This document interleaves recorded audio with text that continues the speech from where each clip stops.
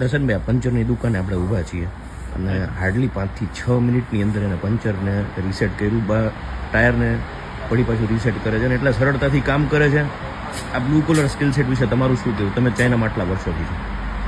આપણે ત્યાં બ્લુ કલરને આપણે બ્લુ કલર કરતાં આપણે એ લોકોને પછાત સમજી નાખીએ કદાચ મારા ખ્યાલથી, કે આપણે એ લોકોને એવું સમજીએ છીએ કે ભાઈ એની કોઈ કેપેસિટી નથી, કોઈ ઓકાત નથી, આપણે એને આપણાથી બહુ દૂર રાખીએ છીએ. જ્યારે અહીંયા બેઝિકલી તમે એને જુઓ, they are consider skilful workers ને નોટ લેબર્સ.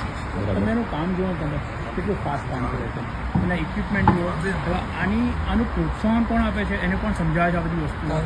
કોઈક તો ઇન્સ્ટિટ્યૂટ છે, કંઈક તો ગવર્મેન્ટ ડિપાર્ટમેન્ટ કંઈક તો હશે ને કે જેને સમજાવતું હશે.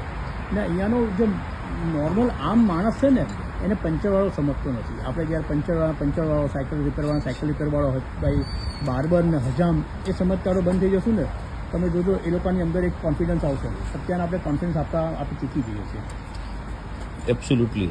જે રીતે આ લોકો એના કામ પ્રત્યે એટલા વફાદાર છે ને, એની સ્કિલ છે ને, હકીકતે એ સ્કિલ જે છે, એનું હુનર છે ને, એ જ એને રિસ્પેક્ટ અપાવે છે. Wish you all the very best. જે બી ઇન્ડિયાની અંદર બ્લુ કોલર ઓક્યુપેશન સાથે કનેક્ટેડ છે, એનામાં એનર્જી બરકરાર રહે અને આ સિસ્ટમ ક્યાંય ને ક્યાંય એને સ્મૂથ કરે. અને ખાસ તો હરેક ભારતીય નાગરિકો એને ક્યાંય ને ક્યાંય એક પંચરવાળો ન માનતા, એ બી એક સ્કિલ લઈને બેઠેલો વ્યક્તિ છે. એમને બી ઘરે લોકો છે, એને બી ઘરે કંઈ કમાઈને જવું છે. અને આ ટેકનોલોજીના જમાનાની અંદર આ ઇક્વિપમેન્ટ્સથી એને મોર ઇમ્પોર્ટન્ટ. આ તમે જોવો છો, ટાયર 2 મિનિટની અંદર ફિટ કરી દેશે સર. તો આ આપવી એ આપણી બી ફરજ છે.